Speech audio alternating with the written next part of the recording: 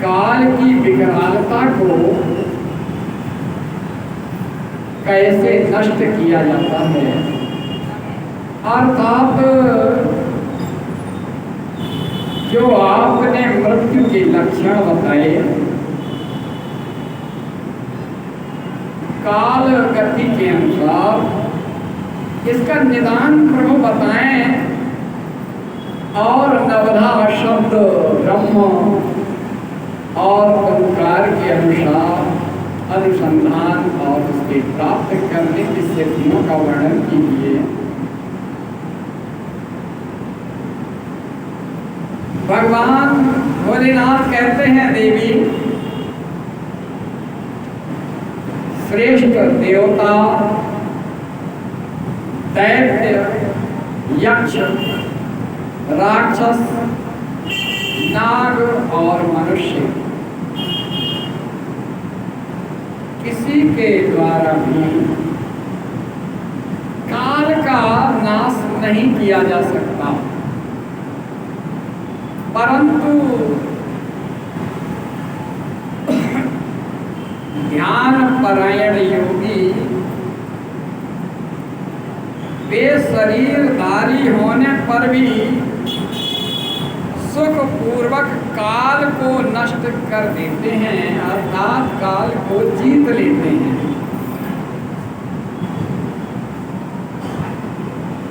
ये 5 भौतिकी शरीर सदा उन पंचभूतों के गुणों से युक्त होकर के ही शरीर रूप में उपस्थित होता है, और जब चेतना शून्य शरीर हो जाता है तो यही 5 भौतिक शरीर के सभी भूत अपने अपने स्थान पर चले जाते हैं और इन 5 भूतों की महाभूतों की उत्पत्ति का एक आधार है आकाश। सिर्फ आकाश और आकाश से वायु उत्पन्न हुई, आकाश में वायु का प्रादुर्भाव हुआ और वायु से तेज प्रकट हुआ और तेज से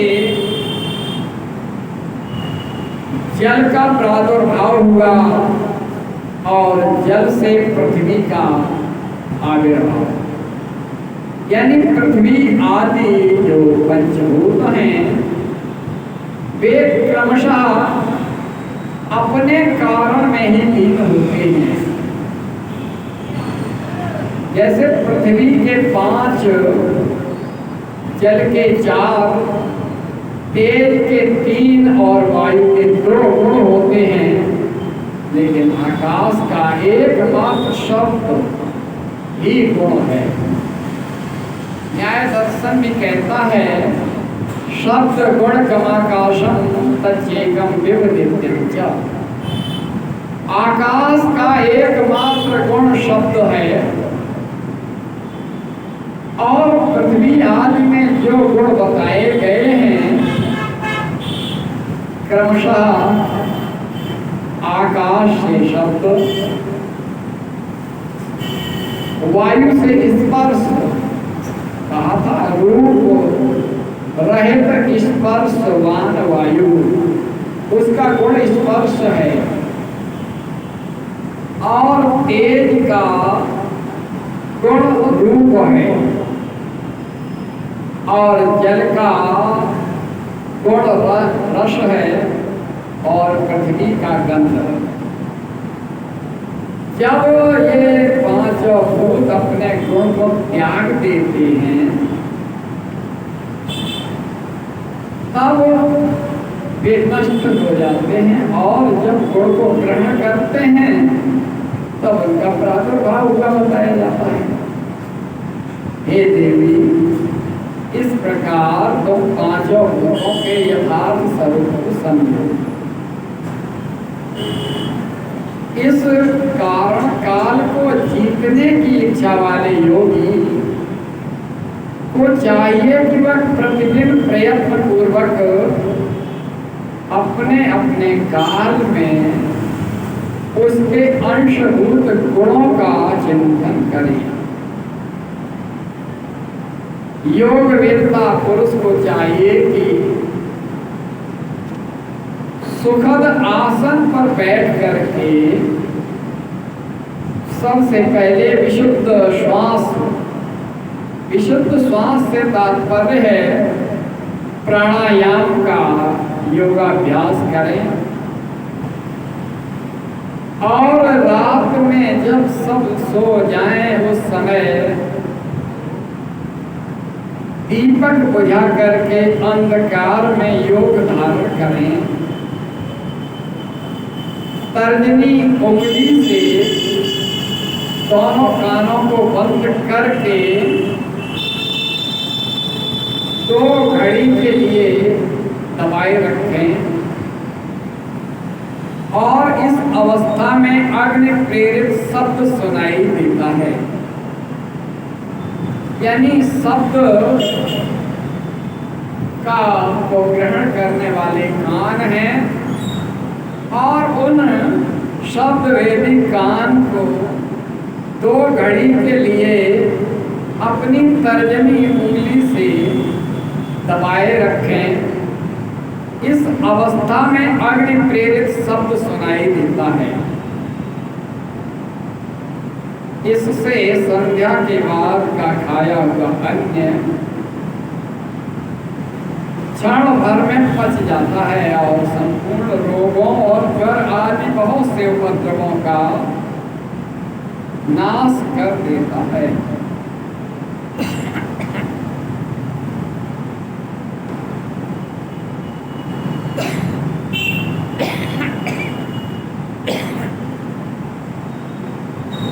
और इस प्रक्रिया को शब्द ब्रह्म का साक्षात्कार कहा गया है।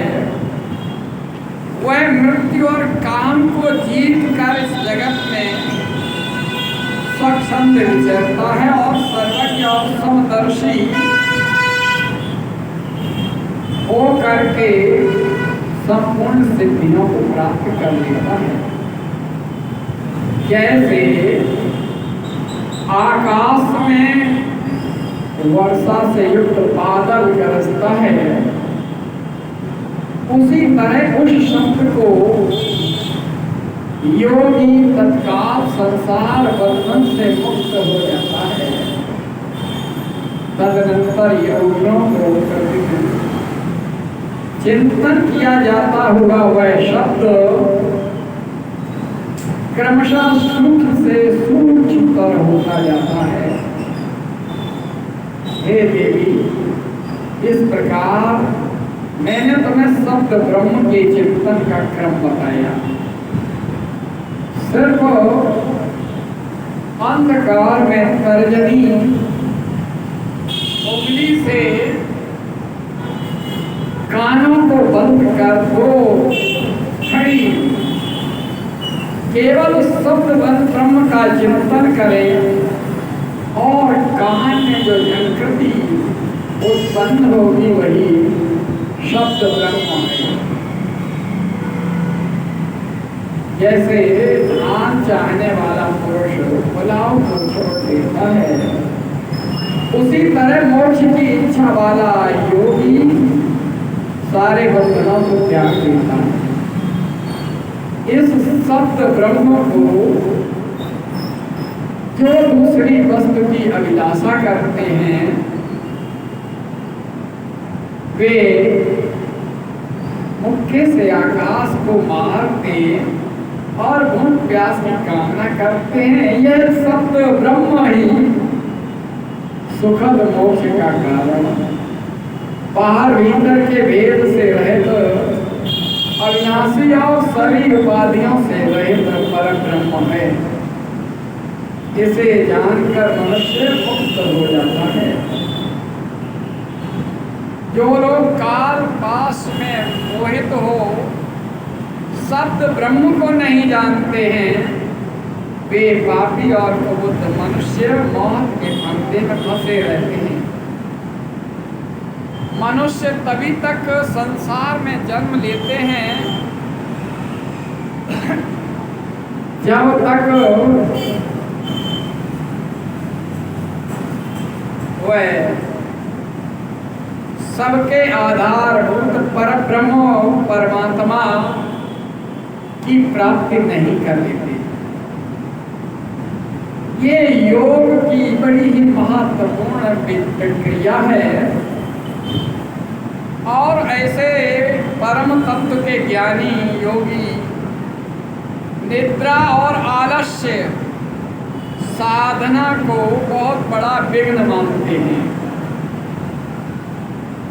और इन्हें अपना शत्रु मानते हैं।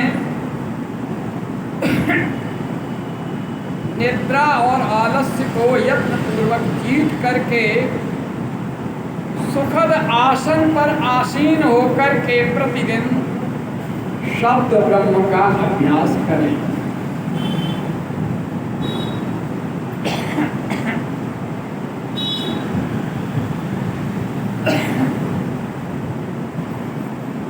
सौ वर्ष की अवस्था वाला वृद्ध योगी आजीवन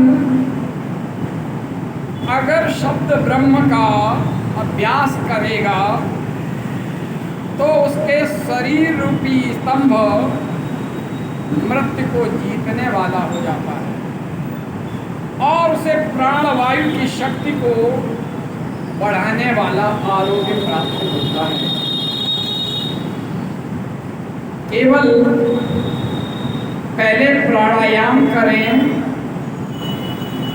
और प्राणायाम के बाद जब प्राणायाम का अभ्यास होता रहेगा तो सांस को रोक करके कानों को तर्जनी से दबा करके साधक उस शब्द ब्रह्म, न ओंकार है, न कोई मंत्र है, न कोई बीज मंत्र है, न कोई अक्षर है, ये अनाहत नाद है, यानी बिना आघात के बिना बजाए प्रकट होने वाला शब्द ब्रह्म है। इसका उच्चारण किए बिना इसका चिंतन होता है। ये शब्द ब्रह्म परम कल्याणमय है। भगवान भोलेनाथ कहते हैं, कहे प्रिय पार्वती, शुद्ध बुद्धि वाले पुरुष यत्न पूर्वक निरंतर इसका अनुसंधान करते हैं। अतः 9 प्रकार के शब्द बताए गए हैं जिन्हें प्राणवेत्ता पुरुषों ने लक्षित किया है। मैं उन्हें प्रयत्न करके बता रहा हूँ। उन शब्दों को नाद सिद्धि भी कहते हैं। जैसे सबसे पहले का घोष, कांस्य अर्थात गांज आदि, और फिर कहा श्रृंग, घंटा, वीणा, बांसुरी, दुंदुभी, शंख और नवा है मेघ गर्जन अर्थात बादलों का गरजना।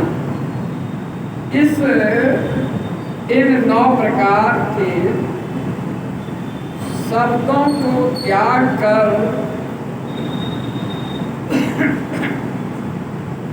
ओंकार का अभ्यास करें। इस प्रकार सदा ही ध्यान करने वाला योगी पुण्य और पापों से लिप्त नहीं होता है। योगाभ्यास के द्वारा सुनने का प्रयत्न करने पर जब योगी उन शब्दों को नहीं सुनता और अभ्यास करते करते मरणासन्न हो जाता है, तब भी वह दिन रात उस उस अभ्यास में ही लगा रहे। ऐसा करने से 7 दिनों में वह शब्द प्रकट होता है। जो नाद उत्पन्न होता है वह मृत्यु को जीतने वाला है। हे देवी, वह शब्द 9 प्रकार का है, उसका मैं वर्णन करता हूँ। सबसे पहले भगवान भोलेनाथ कहते हैं आत्मशुद्धि का उत्कृष्ट साधन है घोषात्मक नाद का प्रकट होना। जब सबसे पहला घोषात्मक नाद प्रकट होता है तो आत्मशुद्धि होती है और वह उत्तम नाद सब रोगों को हर लेता है। अब उत्तम नाद सब लोगों को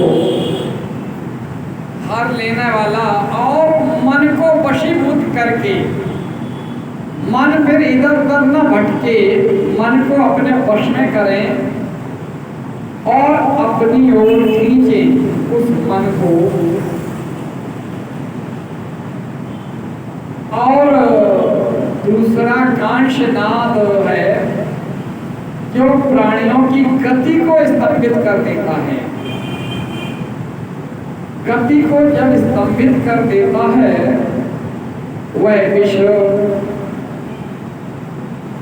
प्राणी और ग्रह आदि सबको बांध लेता है। वह विषय भोग को बांधता है, भूत प्राणियों को बांध देता है, अर्थात उसकी दृष्टि में सब बंधन हो जाते हैं। और ग्रहों का जो ग्रहों की दशा महादशा है वे सब जहाँ के तहाँ बन जाते हैं। जब दूसरा कांशनाद होता है, फिर तीसरा शंखनाद है जो अविचार से संबंध रखता है। योग का जो साधन है शत्रु के उच्चाटन और मारण में योग एवं प्रयोग किया जाता है, वही श्रृंगनाद है। चौथा घंटानाद है। परमेश्वर शिव का उच्चारण करते हुए जब उसी प्रक्रिया का अभ्यास करेंगे तो कानों में घंटा का नाद होगा, घंटा बजने की आवाज होगी। वह नाद, वह शब्द संपूर्ण देवताओं को आकृष्ट करता है, अर्थात देवताओं को उस योगी साधक के नजदीक लाता है। और भूतल के मनुष्यों की तो बात ही क्या है, यक्ष गंधर्वों की कन्याएं उस नाद से आकृष्ट होकर के योगी की इच्छा के अनुसार महासिद्धि प्रदान कर देती हैं। अन्य कामनाएं न चाहते हुए जब मन को हम अपने नियंत्रण में कर लेंगे तो कोई कामना प्रकट नहीं होगी, लेकिन अंतःकरण में जो कामनाएं होंगी वे सब पूर्ण हो जाएंगी, क्योंकि वहां पर योगी की महासिद्धि का ये कारण है। पांचवा नाद है शंखनाद के बाद वीणा नाद, यानी कानों में वीणा की आवाज झंकृत होगी और वह योगी अपने कानों को बंद करने का जो अभ्यास है वो निरंतर जारी रखेगा। तब उसे शंखनाद के बाद, घंटानाद के बाद वीणा की ध्वनि झंकृत कानों में हो सुनाई देगी। और हे देवी, उस वीणा नाद से उस योगी को सुदूर दृष्टि अपने आप आ जाएगी, नेत्र बंद करेंगे और जहाँ जो भी चाहेंगे वह देख लेंगे एक जगह ही बैठ करके। वह साधक वीणा नाद से यह सिद्धि प्राप्त कर लेता है। उसके बाद दुर्दुमी का चिंतन करता है और दुर्दुमी नाद से बुढ़ापा और मृत्यु को, कष्ट को छोड़ देता है, अर्थात वो छूट जाता है। हे देवेश्वरी, यहाँ वीणानाद और शंखनाद की, वीणानाद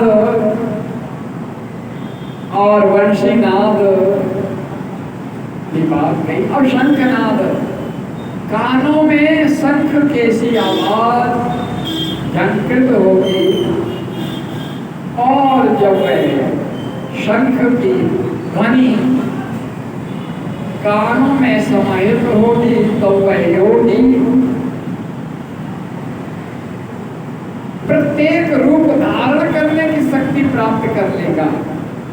जैसा स्वरूप वह चाहे वह धारण कर लेगा, शंखनाद की ध्वनि के झंकृत होने पर।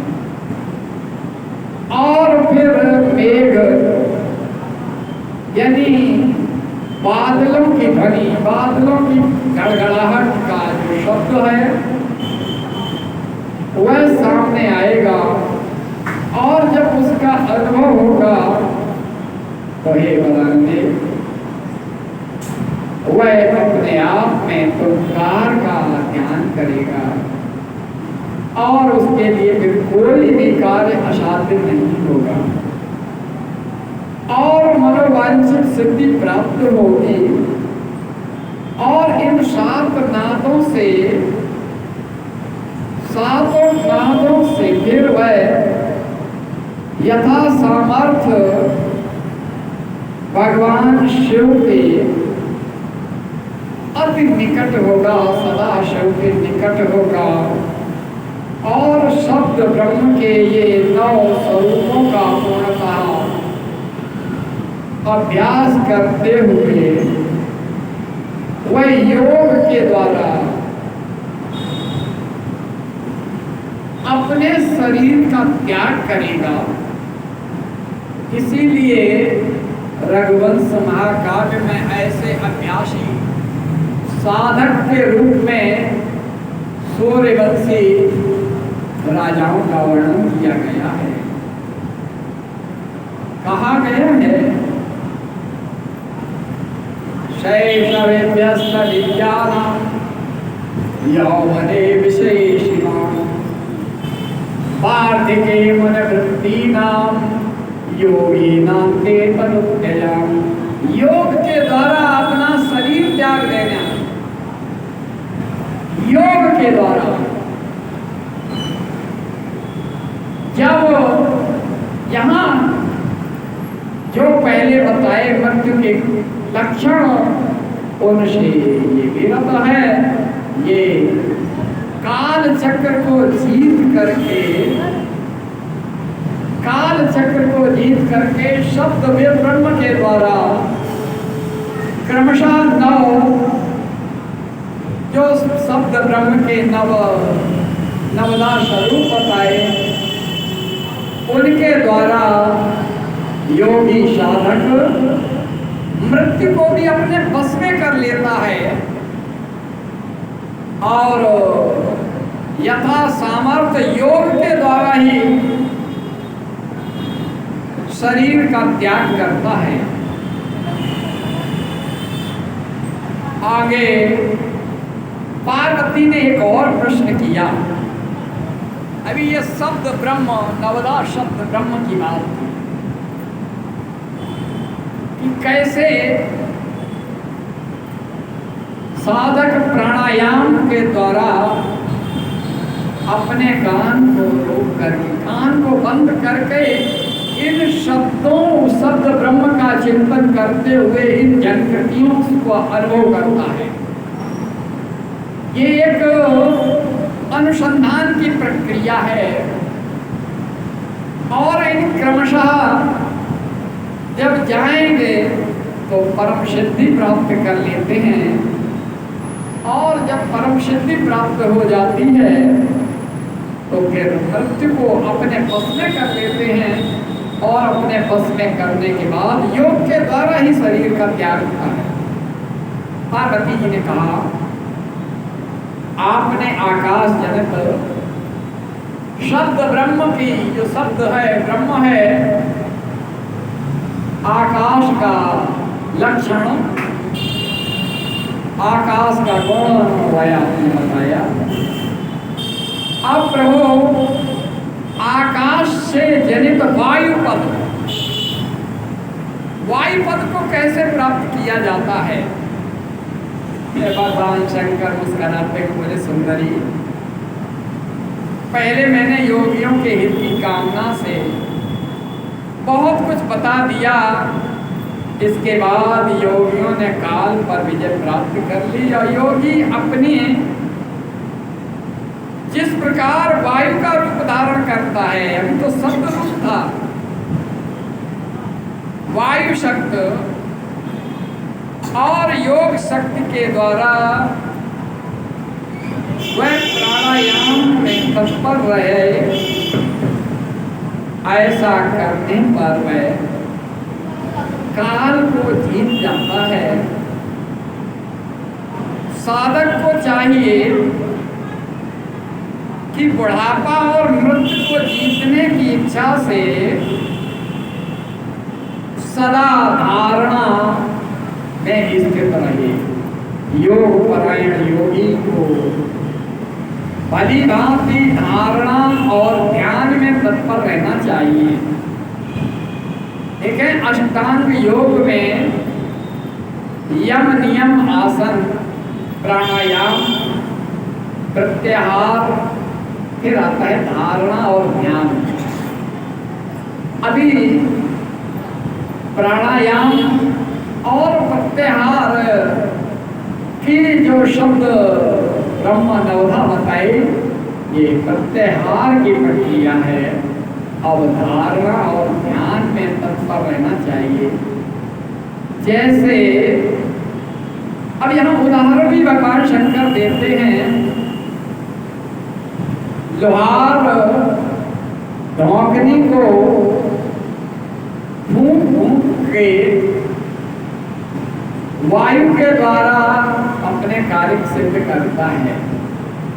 उसी प्रकार योगी को प्राणायाम का अभ्यास करते रहना चाहिए और प्राणायाम के समय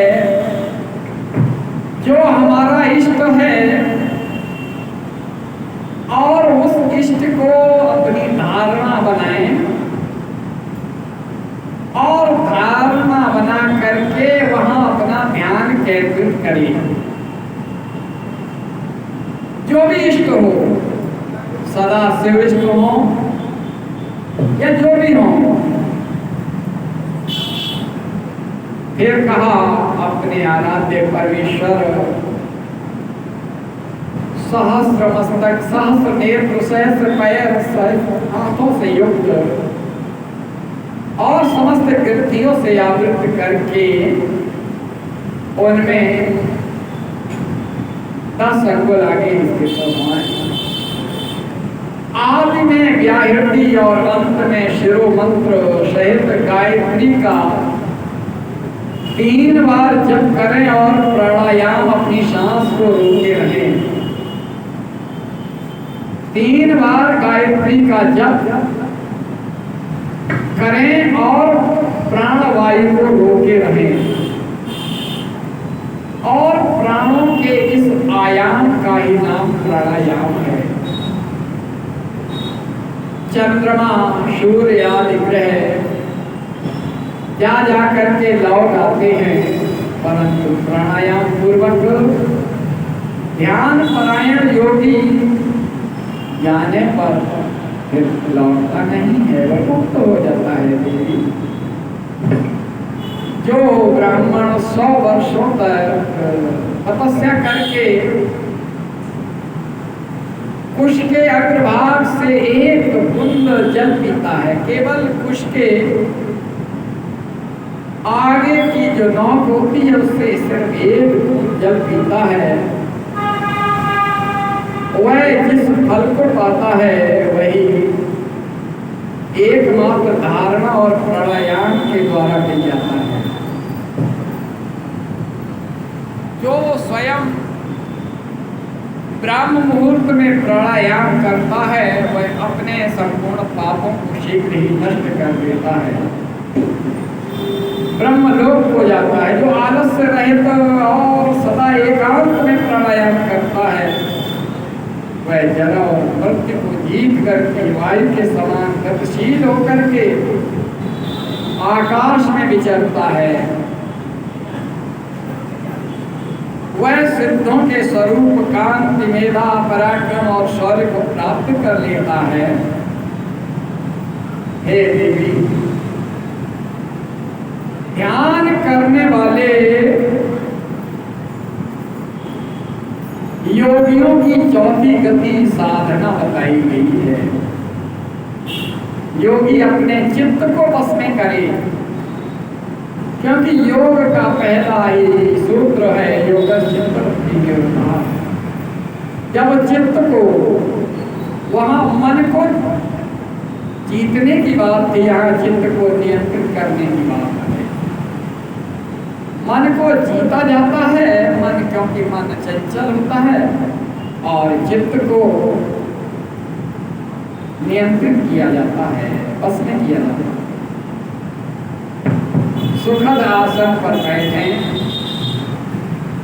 शरीर को ऊंचा करें, मेरुदंड अर्थात रीढ़ की हड्डी बिल्कुल सीधी रहे,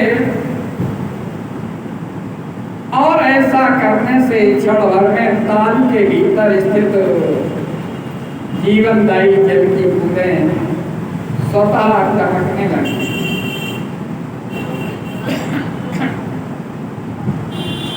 उन बूंदों को